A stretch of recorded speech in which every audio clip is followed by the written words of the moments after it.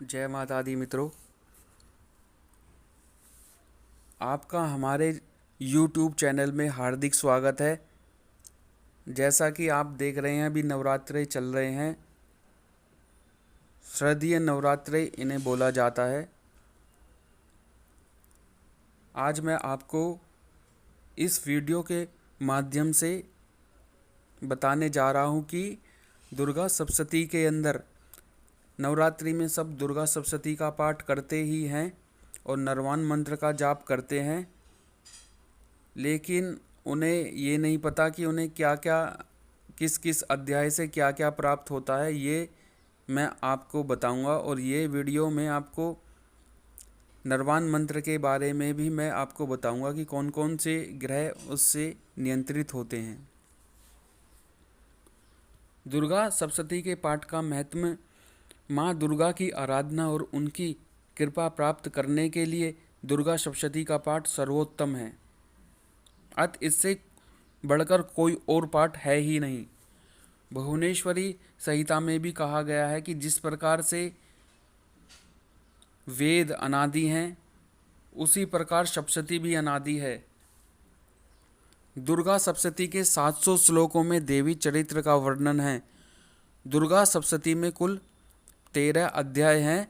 दुर्गा सप्तशती के सभी 13 अध्याय अलग अलग इच्छित मनोकामना की पूर्ति करते हैं, जिसमें कि प्रथम अध्याय, इसके पाठ से सभी प्रकार की चिंताएं दूर होती हैं एवं शक्तिशाली से शक्तिशाली शत्रु का भी मर्दन होता है या उसके भय से मुक्ति मिलती है, शत्रुओं का नाश होता है। दूसरा अध्याय, इसके पाठ से बलवान शत्रु द्वारा कब्जाए घर और भूमि पर अधिकार कर लिया हो एवं किसी भी प्रकार का वाद विवाद आदि में विजय प्राप्त होती है। तीसरा अध्याय, इसके पाठ करने से मुकदमे में विजय, शत्रुओं से छुटकारा मिलता है। चतुर्थ अध्याय, इस अध्याय के पाठ करने से धन, सुंदर जीवन साथी और माँ की भक्ति प्राप्त होती है।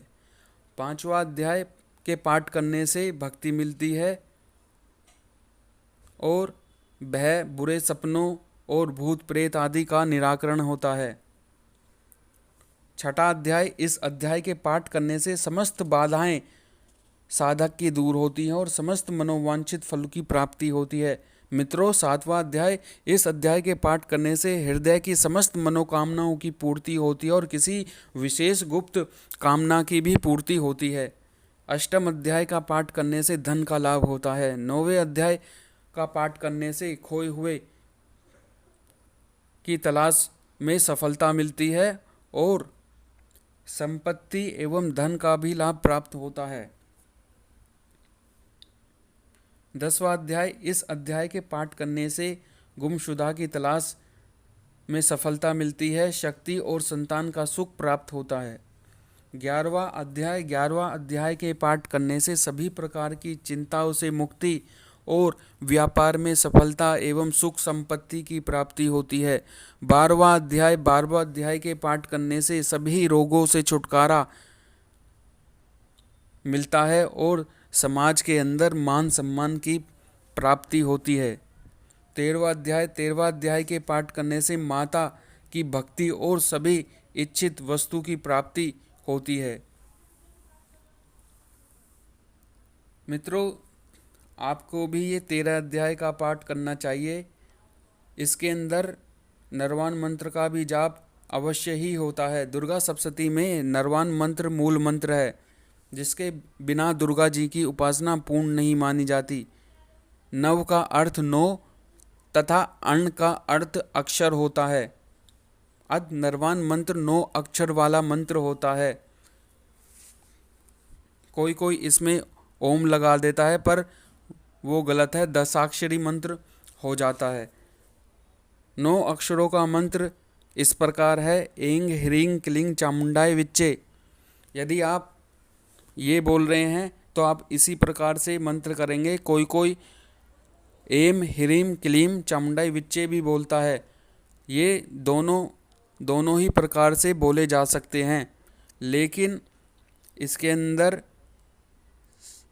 मंत्र का जाप का उच्चारण एकदम सही होना चाहिए। यदि आप इसे एंग ह्रींग क्लीम बोलते हैं तो ये गलत हो जाता है। यदि आप इसे एंग ह्रीं क्लींग चामुंडाई विच्चे इस तरीके से बोलेंगे तो ये सही होगा। इस तरीके से ही आप नरवान मंत्र का जाप करें और 9 अक्षर वाले इस मंत्र के एक एक अक्षर का संबंध दुर्गा के एक एक शक्ति से है और एक एक शक्ति का संबंध एक एक ग्रह से है। नरवान मंत्र का जाप 108 दाने की माला पर कम से कम सुबह शाम तो अवश्य होना चाहिए, जिसमें कि आप एक चौकी रखें, एक घट की स्थापना करें और उस पे सामने माता की मूर्ति या तस्वीर आप रखें और सामने रक्त चंदन की माला से, लाल रक्त चंदन की माला से या रुद्राक्ष की माला से इसका जाप करें। इसका पशुचरण 9 लाख का होता है, लेकिन अगर आप लघु अनुष्ठान करते हैं तो 4 लाख से भी यह पशुचरण आप कर सकते हैं। ब्रह्मांड के सारे ग्रह एकत्रित होकर जब सक्रिय हो जाते हैं तब उसका दुष्प्रभाव प्राणियों पर पड़ता है।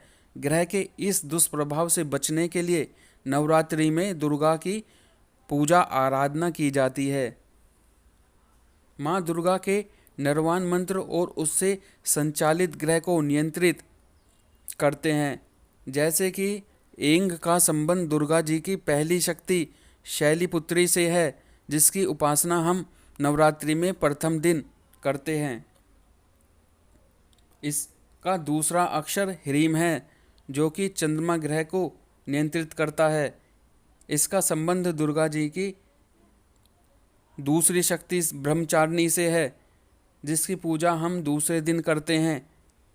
तीसरा अक्षर क्लीम है, चौथा अक्षर चा है, पांचवा अक्षर मुँह है, छठा अक्षर डा है, सातवां अक्षर वी है, आठवां अक्षर सातवां अक्षर ये है, आठवां अक्षर वी है तथा 9वां अक्षर चे है, जो मंगल बुध बृहस्पति शुक्र शनि राहु और केतु ग्रह को नियंत्रित करते हैं। इन अक्षरों से संबंधित दुर्गा की शक्ति चंद्रघंटा, कुशामांडा, स्कंद माता, कात्यायनी, कालरात्रि, महागौरी तथा सिद्धिदायत्री है, जिनकी आराधना तीसरे, चौथे, पाँचवें, छठे, सातवें, आठवें, 9वें नवरात्रि को की जाती है। और इस नरवान मंत्र के 3 ही देवता हैं, ब्रह्मा विष्णु महेश, तथा 3 ही देवियां हैं, महाकाली, महासरस्वती और महालक्ष्मी। माँ दुर्गा की यह 9 शक्ति साधक को धर्म, अर्थ, काम और मोक्ष इन 4 पुरुषार्थों की प्राप्ति में सहायक होती हैं। नरवान मंत्र का जाप 9 दिन तक होता है, जो कि इसका 9 लाख का मंत्र पर यह सिद्ध हो जाता है। लेकिन लघु अनुष्ठान 4 लाख पर आप इस मंत्र का जाप कर सकते हैं, जिससे कि एक परशुचरण कहलाता है।